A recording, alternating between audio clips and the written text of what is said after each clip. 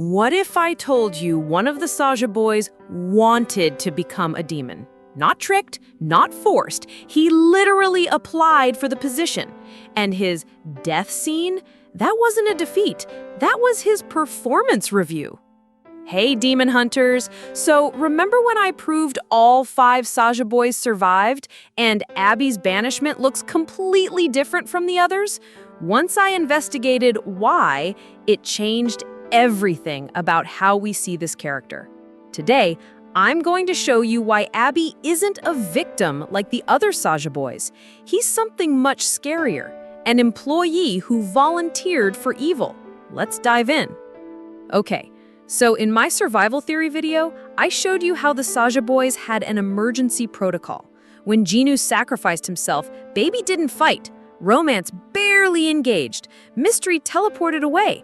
They were all preserving themselves for Guima's backup plan. But watch Abby's scenes again. Really watch them. He goes full force against Mira. No hesitation, no holding back. While his teammates are strategically retreating, Abby's throwing everything he's got at the hunters. And here's what initially confused me. Why would he ignore the survival protocol? Unless he wasn't trying to survive in the human world, he had a different destination in mind. But the first real clue something's off, look at how alive he seems compared to the others.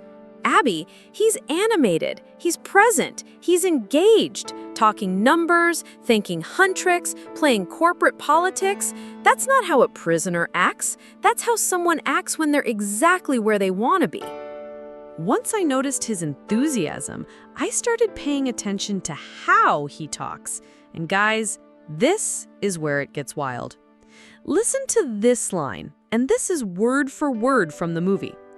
Our fan club just hit 50 million fans. We have to give a shout out to Huntrix. We couldn't have done it without their support. Wait. He's tracking metrics? He's doing a public relations shout-out to the competition? That's not demon speak. That's not even idol speak. That's corporate speak. Compare this to the other Saja boys. Baby, mostly nonverbal, acts infantile. Mystery, barely speaks, always cryptic. Romance, few flirty comments, nothing substantial. Jinoo, tormented, conflicted dialogue about his past. But Abby? Full sentences about market performance and strategic positioning. He sounds like he's giving a quarterly earnings report. And those pencil rubbings of his abs that everyone thinks are just weird fan service? What if they're not embarrassing at all to him? What if he's proud? He's literally handing out business cards showcasing his biggest professional achievement. The director confirmed he's exactly 20% larger than the other members. You know what that sounds like? A negotiated contract term. Like he walked into his demon interview and said, I want to be 20% more impressive than my colleagues. While the others were forced or tricked into becoming demons, Abby filled out an application. Now here's where your minds are about to explode. Remember the exact moment when everything changed? Jinoo sacrifices himself for Rumi. Guima realizes he's lost control. The emergency protocol activates. Watch what each Saja boy does.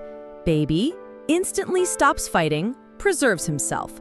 Romance, token engagement, then backs off. Mystery teleports away the second things get serious. They're all following orders to survive in the human world as Guima's contingency plan. But Abby? Abby sees this moment completely differently. While everyone else sees disaster, he sees opportunity. Think about it. Jinoo just betrayed Guima. That lieutenant position is now open. Someone needs to report back to the demon realm about what happened. And Abby volunteers by putting on the most theatrical defeat in the entire movie. Look at his banishment compared to the others. Mystery disappears in a puff of smoke. Subtle, quick. Romance and Baby's defeats aren't even shown on screen. But Abby? The most dramatic disintegration in cinema history.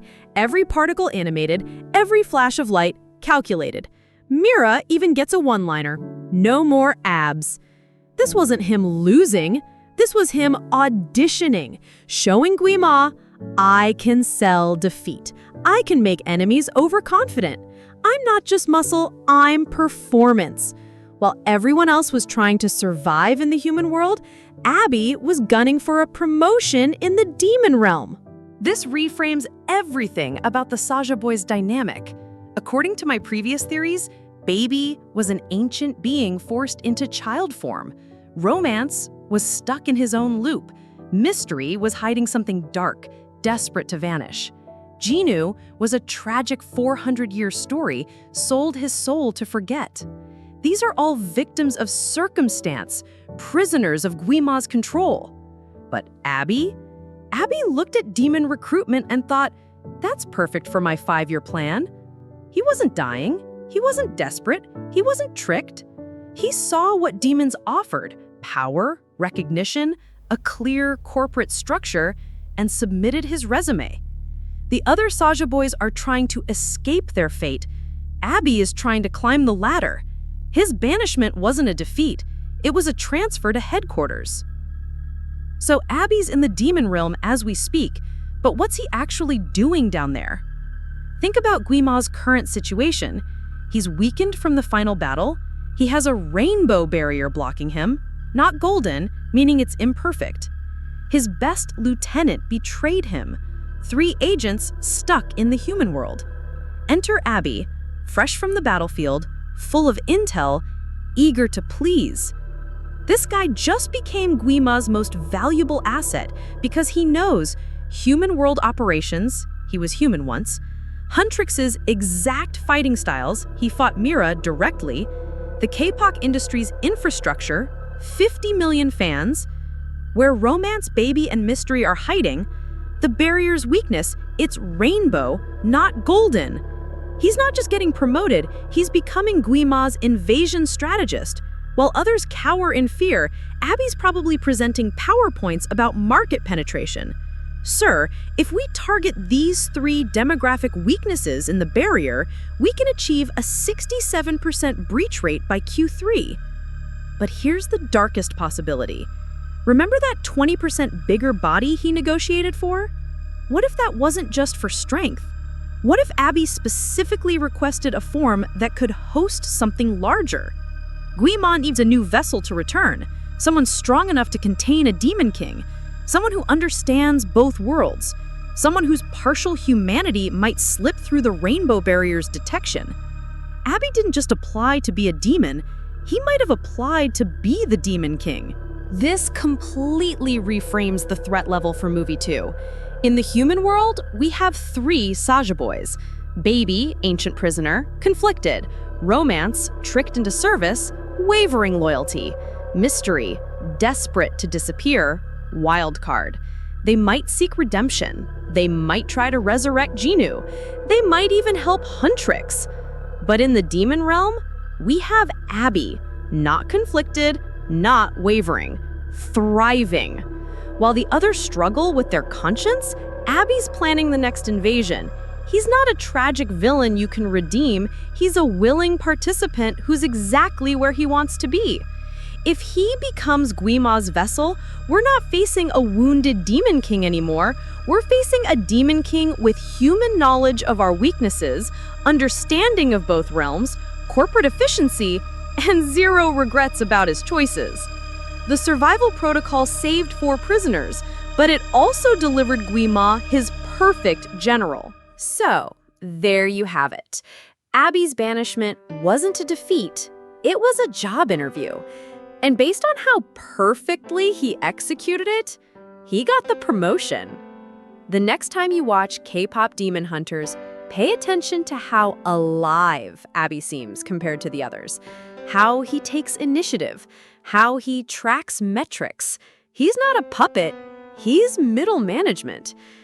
The Saja Boys survived, but they're not equal. 4 are prisoners, 1 is an executive.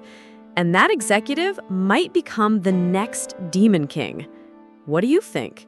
Is Abby already preparing to be Guima's vessel? Will he lead the invasion in the sequel?